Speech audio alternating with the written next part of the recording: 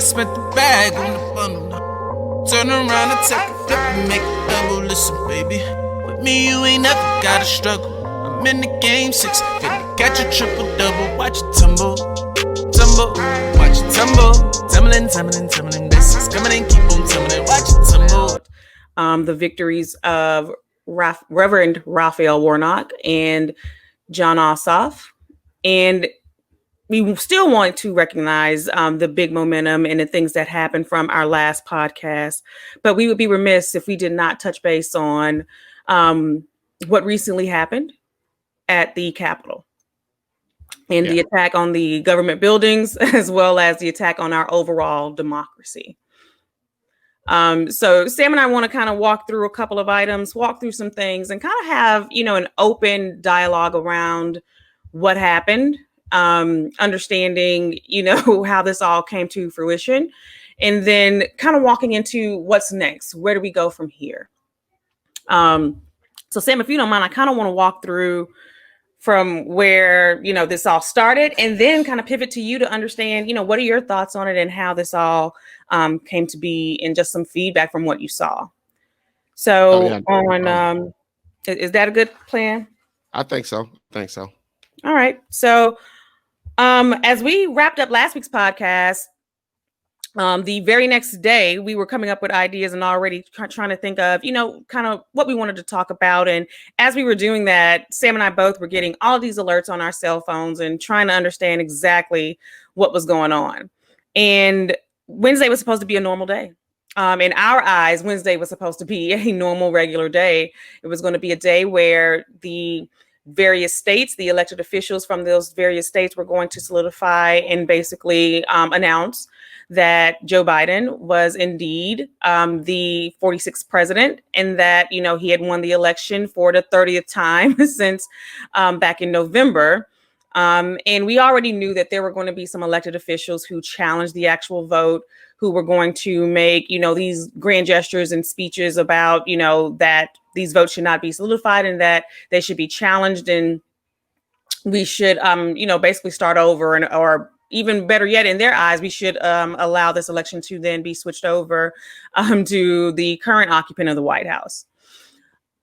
I will say, once they started going through the states, of course, alphabetically, once they got to Arizona, we knew that there was going to be some issues. And I believe it was Senator Ted Cruz and Senator Josh Hawley who were immediately up and challenging the overall process. And again, claiming that there was fraud during the election. And, I don't know how many times that it's been discussed, but there's been no proof put forward towards the appointees that the occupant of the White House even put into position at the DOJ, that they could not find any evidence of voter fraud.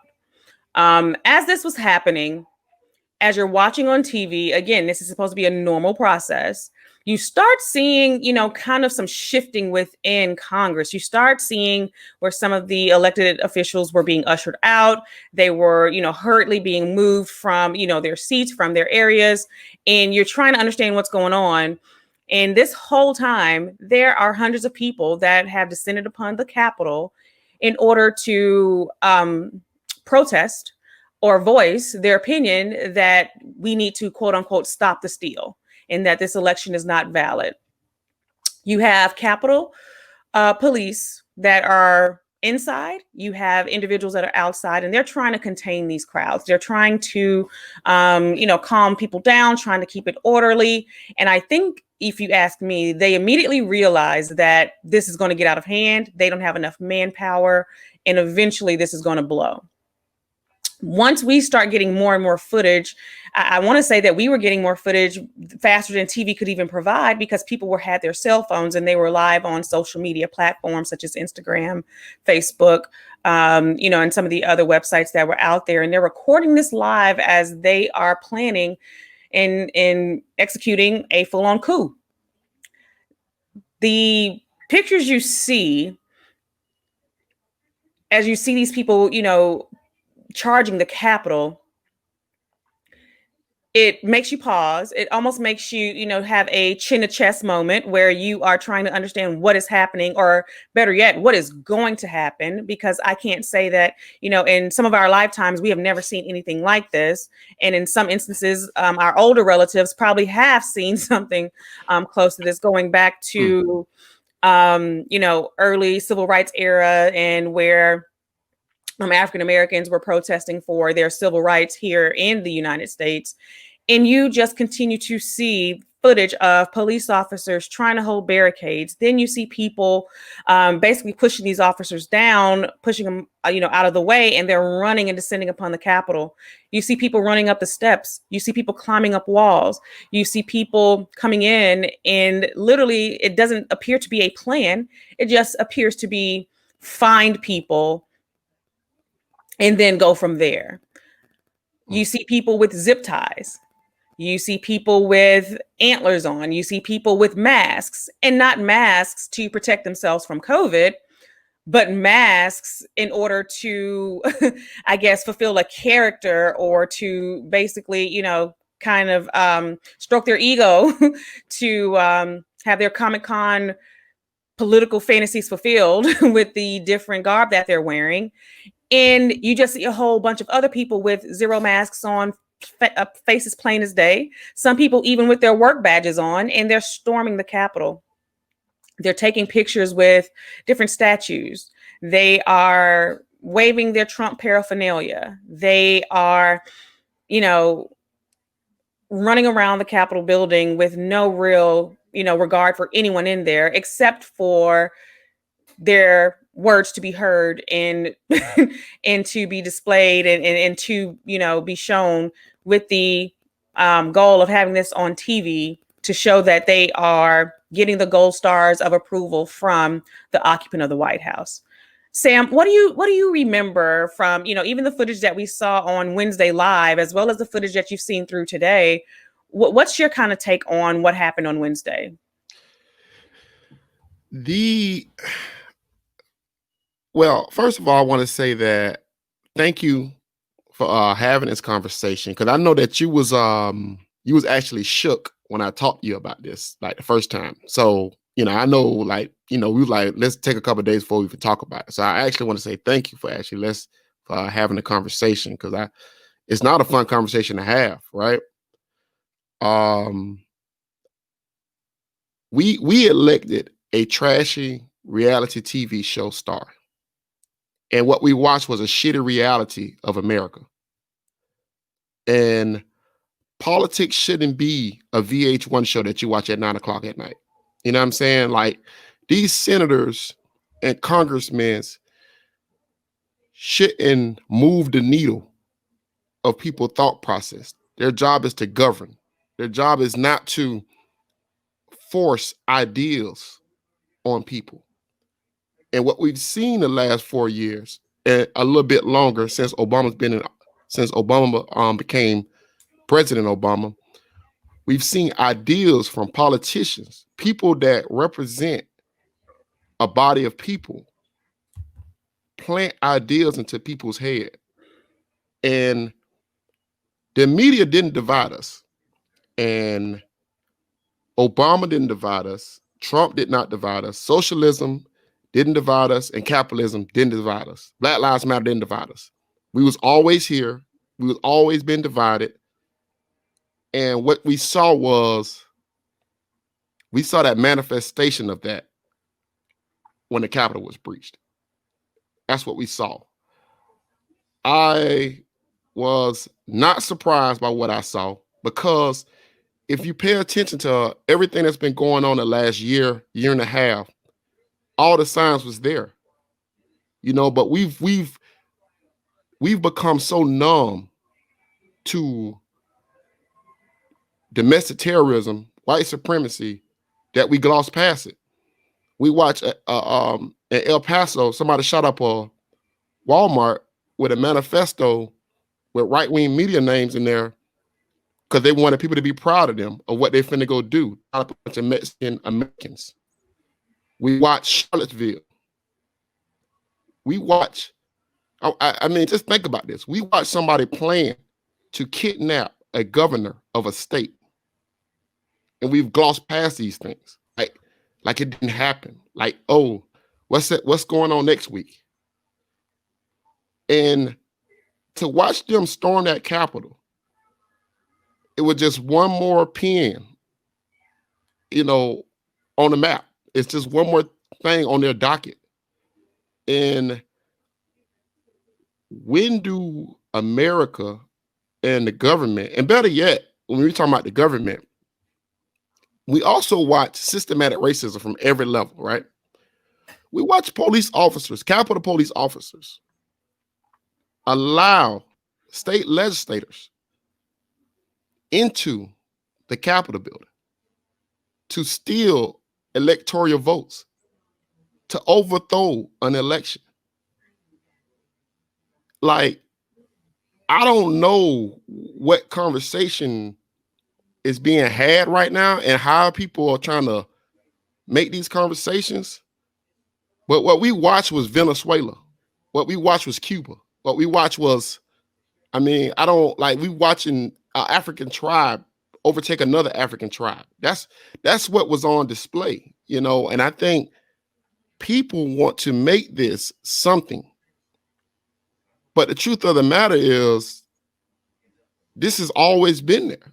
It's been there this whole time. It's this ugly thing. It happened. I think me and you had a conversation about, are we evolving as a society and are we devolving as a society? And I made a point to you. I was like, these people storming these Capitol buildings, these state buildings, I remember when I said this, isn't much different than during Reconstruction when they were storming the Capitol buildings back then. We're watching the same exact thing. And this is the ugly side of all this. White people have made it seem like it's a trashy side of society that's doing this stuff. But when you look at the people they're arresting, state legislators, people that's a part of golf clubs, CEOs, real estate agents, big investors that flew down on private planes. Like that 75, and I heard somebody say this, and he said, every Trump voter isn't a bigot, but every bigot voted for Trump. And I'm appalled by what I saw and I'm disgusted by it. But at the same time, I wasn't surprised. Like I wasn't like in utter shock. But I was afraid that it was going to get way more violent. But when you seen that the police officer was taking selfies, whiteness is undefeated in this country. Like it has not lost at anything in this country. And you stormed the state Capitol building. But at the same time, you tried to blow up a place where they was counting votes at. Correct. In November. These things are not random, right? These things are not random. They're not just waking up on Wednesday and saying we're doing this. These are things that are thought out. These are things that are planned. These are things that have for lack of better words, they had a grassroots campaign on how to do this. And Nikki, let me ask you a question. How many white individuals since a little bit before the election that you've been around and you heard the words, it's going to be a civil war if Trump doesn't win? Have you heard that? I have heard where some people have said that from my white friends. I've heard that from my black friends. I will say 2020 was one of those years where there was definitely, tenfold outreach from, the white people in my circle, my white friends, my white constituents, my the coworkers, the people that, I do and collaborate with, there's the outreach was, it was great. And I appreciated it. I just didn't want to feel like there was going to be an expiration date on it. And I think that was my concern. Like, you're concerned in May. Right. Was it continuing in August? And then it's continuing in December. Now we're in 2021. Are you still going to carry that same amount of care and concern going into this year, especially with everything that's just recently happened, right? Like, I think the biggest thing that has come from this, Sam, and I'm sure we can touch on this now, but I'm sure you've seen it as well, is, you see these actions, you see the people that are storming the Capitol, and by no means are we saying that everybody who was doing it was white. We saw many different ethnicities that were storming the Capitol within the group of white people that were attending there. So this is not necessarily saying that they are the only ones who was out there. I think, you know, being an African American and after seeing a lot of these things being highlighted and people saying they have a commitment to diversity and they have a commitment to do better and to be better allies and things of that nature, when you see this and you automatically, as a Black person, you say, if this is me and my friends and we decide to protest the Capitol, they've already planned at least 2 to 3 days ahead to make sure that the Capitol Police are there, the National Guard is there. They have boarded up everything around DC. They have literally, you know, taken all these actions to make sure that businesses aren't harmed, that people won't be harmed. They have the cars ready to take people away. There's a whole, you know, engagement plan when we as African Americans say, hey, we're going to peacefully protest. That's our goal. We're going to peacefully protest. The leaders that have come before us, you know, Sam, you know, like that our parents and our grandparents knew about it, have decided to peacefully protest. They do that. We carry on the same mantra of peacefully protesting, but we're met with resistance. We're met with artillery gear. We're met with automatic, you know, tear gas. Rubber bullets. We're met with all types of things to disengage us, things to hurt us, to harm us. And as we're seeing people literally storming the Capitol, we're like, well, where's the National Guard? Where's the guns? Where are the rubber bullets? Well, where's the tear gas? Let me ask you a better question, Nikki. Let me ask you a better question. Stacey Abrams lost Georgia, right?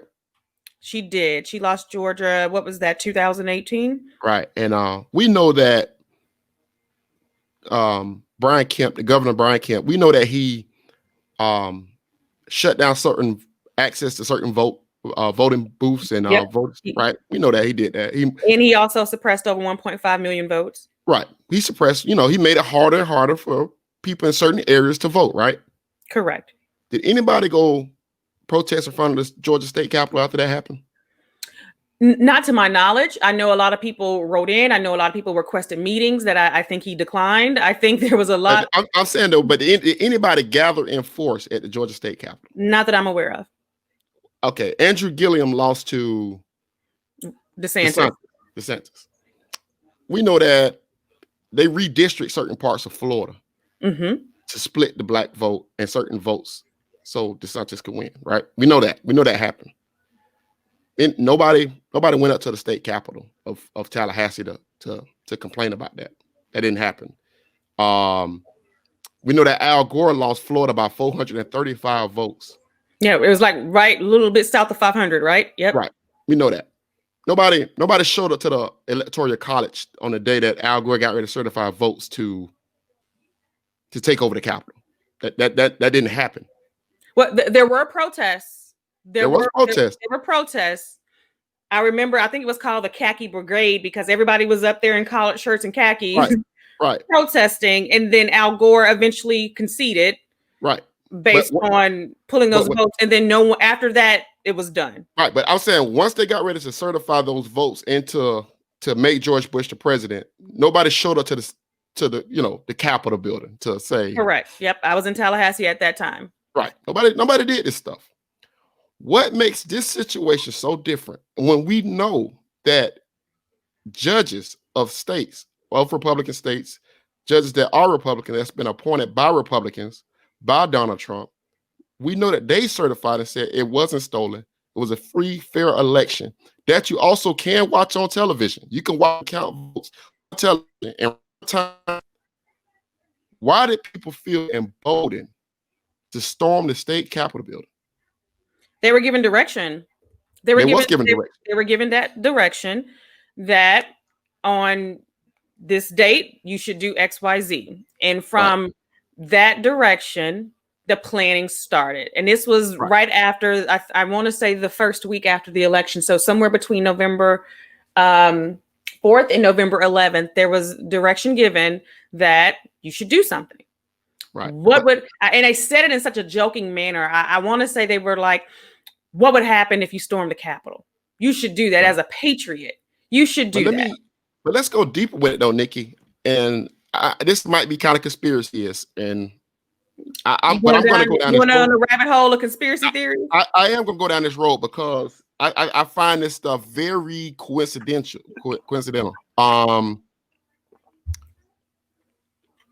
When Trump won the election, the Democrats and some House representatives said that Russia, he colluded with Russia, right? Russia was giving Trump intel and certain words, key words that you should say that would create more voters, that would get people to come vote for you. Certain words, like when he was like, they wouldn't do this back in the old days, right? Certain things like beat them down. I want to see them. Don't be gentle on them. Beat them down so they won't do it again. Certain words that Russia was giving them, and they consider that colluding, because why are you getting information from Russia, right? We know that Russia hacked the election and that the FBI has been deporting Russians because they've been in a lot of chat groups. So personally, I'm gonna tell you what I really feel like, and I really do feel this way. I feel like, just like the movie Inception, an idea was planted that they knew would get people riled up.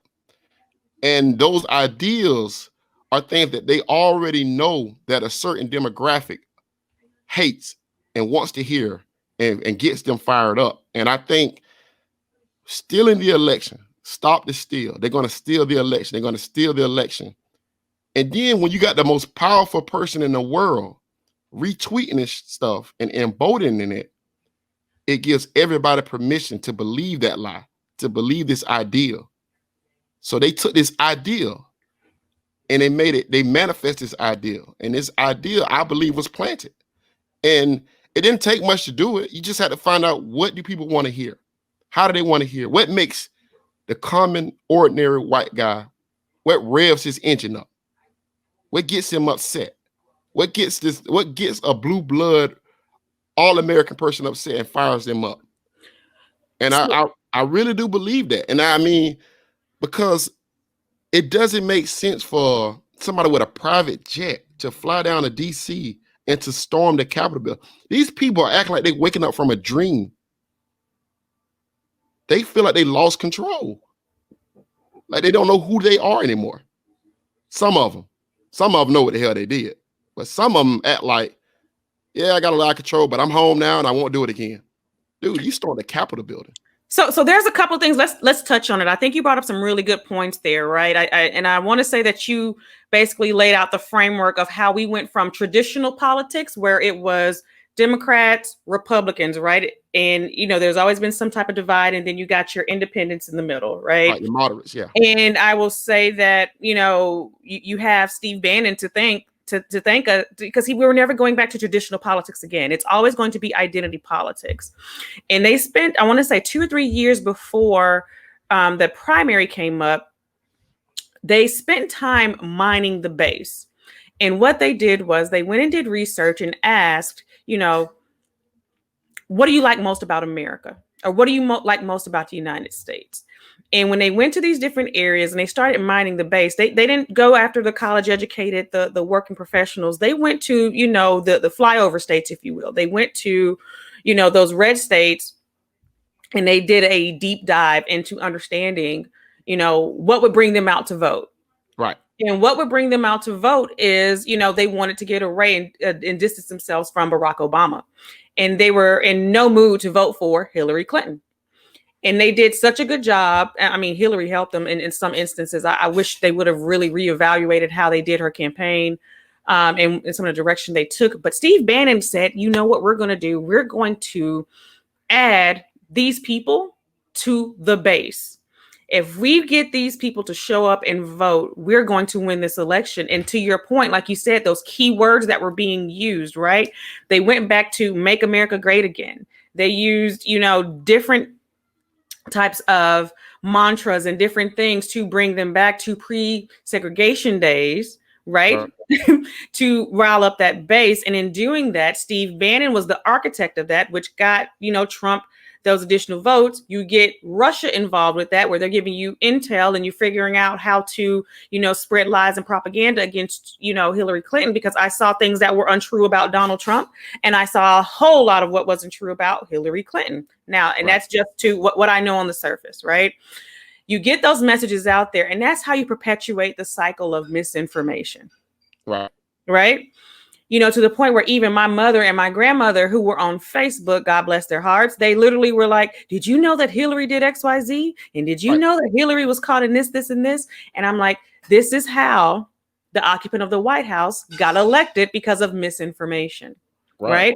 So we go down that path. Then once Trump is in office, now you have Stephen Miller. Stephen Miller is now the architect of the kids in cages. Right now, mind you, the cages were there when Obama was there. It was not enforced when Obama was in office. But again, in order to appeal to the base, in order to rile these people up and to get them fully engaged, you have to say certain things. You have to do certain things in order to get them motivated. You have to get them motivated. You have to keep them charged. You have to always feel like they're on the defensive, because you know what? These minorities and these immigrants and these women, they're taking everything from you. We have to put these people in their place. And this is how we do it, right? So these different things that happened over time, and over the 36 years, Mitch McConnell has been in office, right? As a senator, he's done what he's done, what he could to fill in these federal courts. He's done what he was able to do, what he could do in order to stack the odds up against us. You have the gerrymandering, redistricting of various states, where they're spending 4 to 6 years of how to draw squiggly lines in different counties and different districts on how to sway and switch the vote. They literally came up with the plan, and they organized and they executed. And to the point where now, when you have executed a plan to win and you don't win, now you're enraged. Now you're upset. Now you start planning, ways to overtake the government, the same government that you want to provide you a democratic type of living, a democratic type of life where you have choice. You're now attacking that same government so that you can take away our choice, so that you can get your winner in. Right. I mean, and that's kind of how that architecture has happened. And I will never, even with the attempted coup that happened, I don't think we ever go back to the traditional way of doing politics. I don't think it's moving forward. It's identity politics. It's how do you maintain your base, and how do you continue to grab other, voters and different participants from, one side to the other. And this is what's so disheartening about it, is that it's okay to protest for your rights. It's okay to protest for your beliefs. It's okay to do that. What is not okay is to deny people their basic civil liberties of what you say is in the Constitution that is for you. It should be for everyone. Right. What happened on the Capitol shook me to my core, because as I'm watching this, I have to explain this to little people, right? I have to explain it to the little people in my home, what's happening and why we have to turn away from, Nickelodeon right quick, because we're trying to make sure that no one has been killed. When you try to explain that to an 11-year-old and a 13-year-old, when you try to walk them through what's happening, you're trying not to break their innocence as much as possible, because this is history happening live. But when they're seeing the images of people, running, they're seeing the images of people breaking glass, they're seeing the images of people, in crowds and getting, and put in dangerous situations to defend themselves, you have a hard time explaining that. The one heartbreaking thing that happened is, these people who the elected officials, they're elected in their state, they're elected in their district to represent everybody, whether you're a Republican, Democratic, Independent, they're elected to represent everyone, regardless of political affiliation. And when you hear the audio recordings of some people that had to be swept into bathrooms and barricaded, and they don't know if they're going to make it home. They don't know if this is their last day, on this earth. And you're just thinking like, wow, are we going to see people like killed? Are we going to see people blown up? Or, we're watching this, and now you're thinking, where is help? And then they said, okay, well, they asked the National Guard to come. The request was made, and the occupant of the White House denied it. And it's like, okay, so no, he wants this to happen. And I think the thing that people don't understand, or maybe they do understand, is that as he's letting this happen, he's basically saying it's okay to hurt and kill these people, because that's the consequence of storming the Capitol, right? The Capitol Police are trained to shoot on sight. If certain people are in danger, they're trained to shoot on sight. And as a big fan of Designated Survivor, the TV show that's now on Netflix, I'm watching this and I'm like, wait a minute. The whole succession of the country is in this building. You have President-elect Biden. You have Vice President-elect Kamala Harris. You have Mike Pence that's in there. You have literally Nancy Pelosi. You have Chuck Schumer. You have all these individuals that are there. Mitch McConnell's there. If anything happens, who is going to run this country? What happens? What happens from this point on? And he's okay with that, because in my mind, they've had these meetings. They've had thoughts where what could go wrong, what can go bad, and what can go extremely wrong. So they have this from all different views and vantage points, and they're okay with whatever happens from any one of those vantage points. And that's the whole thing that I think gets me involved, is that, I'm not here to rip you apart for your beliefs. I'm here to understand why it's okay for you to support someone who's okay with you being killed on national TV. The potential to literally end your life for his ego, so he can watch this on Fox News, so he can watch this on the news, and then, for hours later to come out and say, thank you, we love you, but please go home. Yeah, and this is a Hamilton reference, but there's a moment in Hamilton. It's two moments in Hamilton where Hamilton has acquired all this power within the cabinet, right? And Thomas Jefferson is scheming against Hamilton, because he's like, Hamilton, you're trying to take all the power from the states. You know what I'm saying? You're trying to take all our power from the states, and it shouldn't work like that. And George Washington, who is like Hamilton's mentor, the person he loves the most, right? Well, George Washington leaves the White House because he understood that, Hamilton, you cannot assume power like this. So I will remove myself so that so we can divide the cabinet back up again. And then later on in the same play, if you watch it, and in the book, it's like really happened. Hamilton eventually came around to that thought process, right? But by this time he's out of office. But he realizes that Burr doesn't have any ideals. You just want power. You don't have an ideal direction for the country. You just want power. And somebody that just wants power should never govern, period. You know what I'm saying? Because you'll do anything to keep power, because you don't see an outlet. Like, most presidents become presidents, and what they want to leave is a legacy. But to leave a legacy, you have to leave. you actually have to vacate. In order to leave a legacy, you have to move on. You have to move on. And that is why some people don't want to become presidents. Somebody like Mitch McConnell doesn't want to become a president. Why? Because he can keep that power that he has on that Senate floor until we voted out of him, which we just did. Nancy Pelosi, the same exact way. And her time is coming where they're going to vote her out of there. They tried it this year. Side note. I want to say here, you bring up a really good point. I also want to pinpoint here, these are people that have over 30 years of experience, 30 years in Congress. Right. And if they put an age, a minimum age in order to be president, I think you should put a minimum age to serve in Congress. I also believe that there should be a maximum age to serve in Congress as well. And that's how you have more diversity. That's how you have more diplomacy within Congress and within the country itself. I just, I can't fathom someone in their 70s and 80s being able to determine or write legislation that's going to benefit me. They're going to benefit the old guard. They're going to benefit things that they've been pushing for the last 20, 30, 50 years. But there is a reason for that design. And I mean, we can get into that later, but there's a reason for that design. And I don't necessarily disagree with it. I don't necessarily agree all the way with it either, but there is a reason for it. But I think something Pence said when they reconvened later that night, and Pence is no hero. He did his damn job.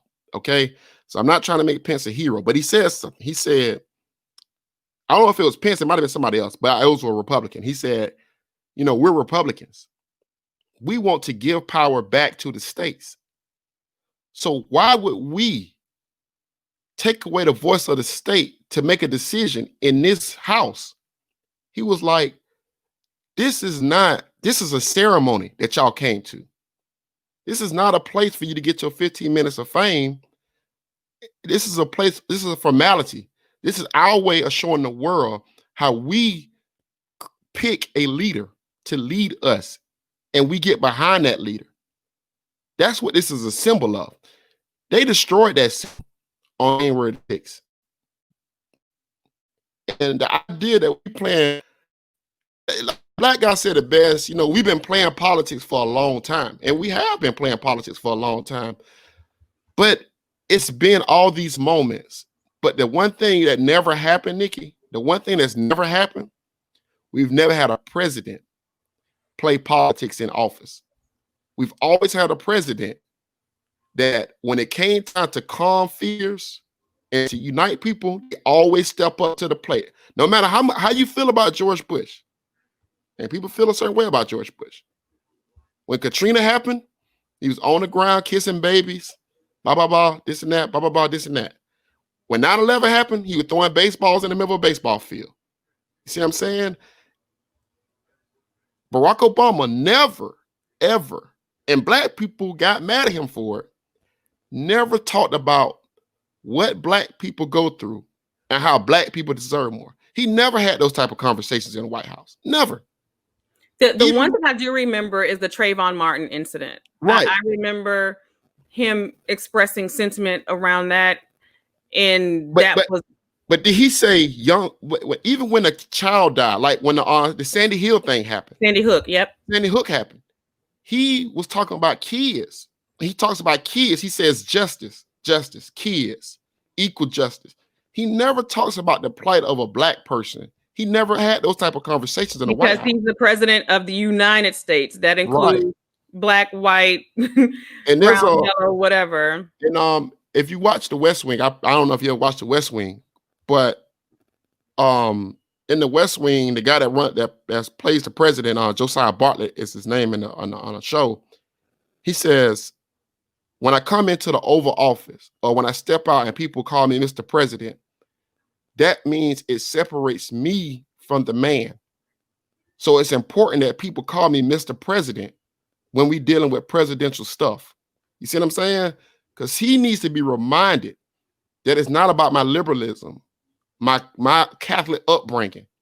It has to go back to the Constitution, the Bill of Rights, and these things that govern America. Well, you watch those things be thrown out of the window for the last 4 years, 5 years. You're watching Republicans boo President Obama, call him a liar at the House. That should never happen. So we've been steadily stepping outside of norms. And now you get a breach of the Capitol and people are acting like they're surprised. Where did it come from? Why is this happening? But these signs they've been there the whole time. It's just confirmation again, what we've been saying for generations. We live in two different Americas, right? Yeah. And when you asked, have we progressed or have we regressed? That's one of the things that, we specifically discussed. Like, we want to say that we've progressed, right? But in our daily living, we've done more than our parents or our grandparents because each generation gets better and better. If you ask, my white friends, for them, they never seen the struggles. They don't understand what it's like from a Black perspective. And, as from our side, we provide education on that. At the same token, it gets tiring or draining that we still have to do that in this day and age, right? It's still one of those things where we have to walk you through a Black experience. And, we can't make you understand it. We can only share what we've seen and how we, gone. Like, I when I tell my friends, there are some kids that literally, don't get breakfast in the morning. The only breakfast they get is when they get to school. Right. There's some kids that don't know what it's like to be dropped off at a car, to be dropped off or picked up from school because they have to get on school buses. And then guess what they have to do? They then have to go get their siblings from school or from the school bus, and they all have to go home. And the older sibling is now taking on the role of, helping out the parents and things like that. Right. You grow up fast. The understanding of the whole thought process of Two Americas is that everybody feels like we're all on an equal playing field, and we're not. And until we find a way to break the system that's around the system, right. we're going to be stuck in this perpetual, circle of trying to figure out how to move forward. One of the other things that I wanted to bring up as well is, as we talk about this, and with everything that happened, they still confirmed President-elect Biden later on that night. And it happened, and we're moving forward. And, the part of, so what's next, he's going to be inaugurated on his 20th. But the next question here is, once he's in office, what happens, right? Like, I think everybody feels like once he's in, all this madness is going to go away. Everything's going to be back to normal, and we're all going to be in a good place. And that's not the case. That's not the case. But before I go into that for our deep dive, kind of tell me what you think. What do you think is going to happen once Biden's inaugurated? Man, I don't know, man. He got a lot of work, man. He got a lot of work. I don't know. I mean, I at one time I felt optimistic that a lot of things could get done.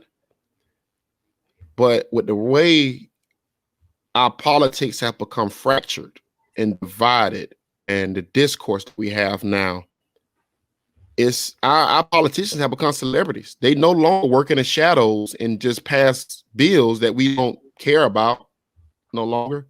We care about all this stuff now. And however you vote for things matter to people. And that how you vote for things tell people exactly who you are now. Yeah. So how many, we just saw senators and 100 House members still go back onto the floor and still, object to the election. That's even after being attacked. So if they're willing to do that, how much can you get done? You know what I'm saying? And I would like to see him weaponize the FBI against white supremacy. I've said this over and over again, and it needs to happen. Like you have to stop domestic terrorism, and it has to be consequences for the things that people are putting in these chat groups, the things that people are doing around this country. They need to go a fine-tooth comb through legislation, state legislators, police departments, and root out white supremacy. I mean, it needs to happen. And I know that sounds scary because that's a lot of government control, but they have to put a foot down on that, man. Because if you don't, eventually this party that wants to fight so much, somebody's going to rise up and fight against them. And then what? Yeah, I personally believe that once he's inaugurated, he's going to have his first 100 days. And I know that the main priority is getting the virus under control, containing COVID-19, especially with the new variant that's out there, which I don't disagree with. My concern is that, I feel like the violence will continue. They attacked the Capitol. There's going to be continued things going on where I feel like there's going to be other attacks, either statewide, in certain areas, certain communities, impacting certain people. I don't feel that, and I'm not saying that this is Republicans. I'm saying that these are Trumplicans, if you will. Mm-hmm. They're not going to let go the rhetoric of what happened during the occupant of the White House's tenure. They're not going to let go of what happened during his administration, because they're always going to be in a certain mind space of, they're taking things away from me. This is not my country anymore, and I'm going to continue to fight for it. So, that makes me a little nervous, and we can only protect ourselves only, so much. Joe Biden also said that in his plan, he plans to fight domestic terrorism. He plans to equalize, the attacks against, minorities. He plans on making sure that he holds individuals accountable. I think Breonna Taylor's mother penned a letter to him in, I forget the magazine, but I want to say it was Essence, but she penned a letter to him saying she's excited about him coming into office. And even in doing so, she fully plans to, hold him accountable for the things he said he was going to do in order to correct things that are happening from a law enforcement perspective. Right. Ultimately, my thought process here is I would love for, President Biden and Vice President Harris to be able to pass some legislature that would, get us to a point of where we need to be by midterms, and helping us to bring people together in more ways than one. I would say, the COVID relief bill, that's one of the things that they need to pass. That was one of their commitments to helping essential workers who are, what you come to find out during this pandemic, are predominantly Black, right? So they've already sent out 600, go ahead and true it up to 1,400 for, the Americans out here, and let's, figure out a way to help those families that are trying to support, their families themselves. I would say, of course, the next thing is the John Lewis Voting Rights Act. That should not be sitting on Mitch McConnell's desk for as long as it has been. I fully expect Senate Majority Leader Chuck Schumer to jump in here and help us to pass this legislation to ensure voting rights for all, and not having to continually renew it, but actually get this passed where it is law. And then, of course, ACA. I want to see the ACA modifications in healthcare, being able to provide, sufficient healthcare here in this country. And I'm hoping that these things are a priority for this administration. But, overall, like we said, that they are governing for, Democrats, Republicans, Independents. They're governing for all of us. The simple fact of the matter here is we need a legitimate administration in here that's not appointing their relatives and their friends and their buddies to these roles, but getting people with experience to help us move this country forward, because we have a short time span between now and midterm elections. And I believe between now and these 2 years, they are, plotting, planning, and organizing, to the point where you and I were talking about Stacey Abrams and what she was able to do here in Georgia. And I think we can, segue into that. And one quick moment before we actually get to that topic, I do want to recognize the one thing that stood out again from the chaos at the Capitol was, after all was said and done, after people were, removed from the Capitol, and all the damage where people was wiping feces on the wall, and people were urinating everywhere and defecating everywhere, and, just running through there, as if this was just a wild adventure through the Capitol, and taking pictures with monuments and just trashing it. The pictures of having to see African Americans clean that up. That's another thing that got to me, is that even with this country, even with what happens and things that have to be done, we're always the ones to clean it up. Whether we show up to vote, whether we show up and organize and get people registered, whether we are actually hired on, within the Capitol, we are now required to clean things up. And I just want to, make that point known, is that we're always there, standing firmly in our beliefs and still having to navigate to America's. And I just want to recognize those individuals that work within the government, work within the Capitol, that, had to clean it up in record time in order for the congressional members to, reconvene to confirm Joe Biden's presidency. But back to our topic at hand. I know I am very tangential and very verbose, but want to definitely end our pod here on this topic with congratulating again, I guess we now would call him the Reverend Dr. Senator Raphael Warnock. Right. And now Senator Jon Ossoff, for pulling off, a major victory here in Georgia by winning both of those Senate seats, which gives us what I think we're 50-50 in the Senate, and then Vice President Kamala Harris would be the deciding vote, the tiebreaker for the different things that would be, 50-50, if you will. Living here in Atlanta, I will tell you, the phone calls, the emails, the filling up of the mailboxes, the text messages. I mean, it was a lot. It was a lot because going up until the presidential election, we were getting it from all over. And then for this Senate runoff, we knew how important it was, and how, monumental it was to turn Georgia blue. We know that this was, no unnecessary, I'm sorry, this was not an easy feat. And to see the campaigns and how they were run and how well they were able to target the demographic to get people out to vote, to see the final numbers that more people came out and voted in a Senate runoff election than the actual presidential election. I want to say it was either Fulton or DeKalb County where 140,000 more people voted in the runoff election than in the presidential election. More African Americans voted in the Senate runoff election than other minorities as well.